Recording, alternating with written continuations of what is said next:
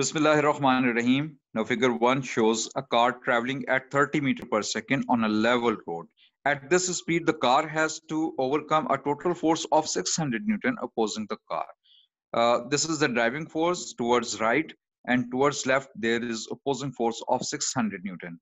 In A part, calculate the distance traveled by the car in 10 seconds. You know the formula for the distance traveled. That distance is equal to speed multiply time.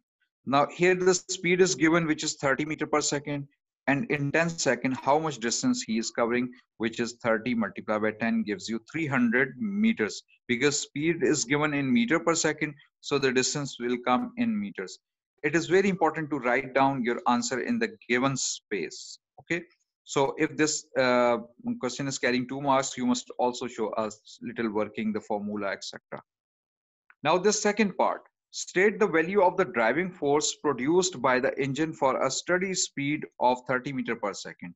Obviously, if you want to stay at the speed of 30 meter per second, the constant speed of 30 meter per second, steady speed 30 meter per second, it means as much there is backward force, the same must be the forward force. When these two forces will be equal to each other, then the car will be moving with a steady speed of 30 meter per second. Hence, the answer is 600 Newton. Now the B part, in the B part, while on the level road and traveling at 30 meter per second, the driving force becomes zero. The driving force becomes zero. The mass of the car is 800 kilogram. Calculate the deceleration of the car. Now here he is saying that the driving force becomes zero. It means the driver might have stopped the engine, or it might have left the car neutral. So in both the cases, the driving force will become zero. It means this driving force is not acting on the car. Only the friction force is acting, which is in the backward direction. That is why the velocity of the car is decreasing. Again, listen to me, because the driving force is zero. It is given in the question. When the driving force is zero, you know that opposing force is still there, because opposing force is acting 600 Newton. Now this opposing force in the opposite direction of the driving force, that is why its sign will be taken as negative. You know that the acceleration is equal to F over m. This opposing force is minus 600 Newton divided by mass of the car, which is given 800 kilogram. So your answer will be minus 0.75 meter per second square. Now here in the case of deceleration, you are not going to mention this negative sign, because deceleration itself suggests that the velocity is decreasing. So here in this case, you can see that the velocity is decreasing. That is why its deceleration is 0.75 meter per second. In this question number 2, this figure shows a car braking on a road and coming to rest. Explain what is meant by thinking distance and braking distance. You can write any brief definition of both thinking distance and the braking distance. Here I have written a definition which may be a longer definition. You may choose any shorter definition. Here it is written, it is the distance. It is the distance. Remember this, the thinking distance is a distance, not a time. A vehicle travels in the time it takes for the driver to apply the brakes after realizing the need to stop. So remember this, you will have to mention that thinking distance is the distance, it is not the time. In the same way, the braking distance is also a distance. Remember this, it is also a distance. A vehicle travels in the time after the driver has applied the brakes and vehicle comes to rest.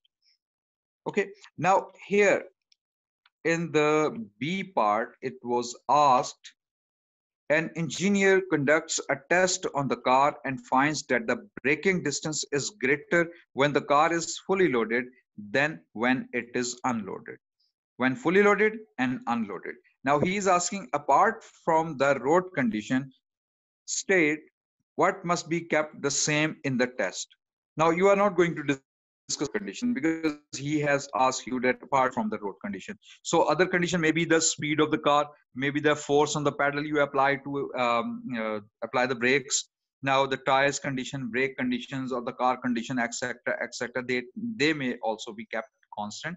They must also be kept constant to conduct this experiment. So any of the condition you can write, any one you can write. There is no need to mention more than one. If you are writing more than one, it's okay, but one will be sufficient to write. Explain why the car has a greater braking distance when fully loaded. It's very important to know that when the car is fully loaded, it means it has more mass. When there is more mass, it means there will be greater inertia. You can write greater inertia, and obviously it will have more kinetic energy, because the formula for kinetic energy is equal to half mv square, more mass, more kinetic energy, or more momentum. Momentum is also the product of the velocity and mass. So any of these three can be written, inertia, kinetic energy, or the momentum. Now the C part, state and explain how one road condition affects the braking distance of the car. Use idea about friction in your answer. Now you can write that if the road is icy, obviously there will be lesser friction, and when there is less friction, then the car will move more distance. Less friction, the car will move more braking distance. Okay. In the same way, if the or you can also write that if there is a dry road or rough road, then obviously there will be more friction and less braking distance will be applied, will be covered. Okay, so here you can write any one of them. Lastly, you can see this question that a skydiver falling vertically downwards to terminal velocity. You know that terminal velocity is the kind of uniform velocity under the action of two equal but opposite forces. Now here is asking arrows X and Y shows the two main forces acting on the skydiver. State the name of force X and the name of force Y. Obviously, weight is acting vertically downward. So X is the weight of the skydiver, weight, or you can write down the force of gravity. And Y is basically the air resistance or air drag. I think that it is clear. If you have any question, you can ask in the comments.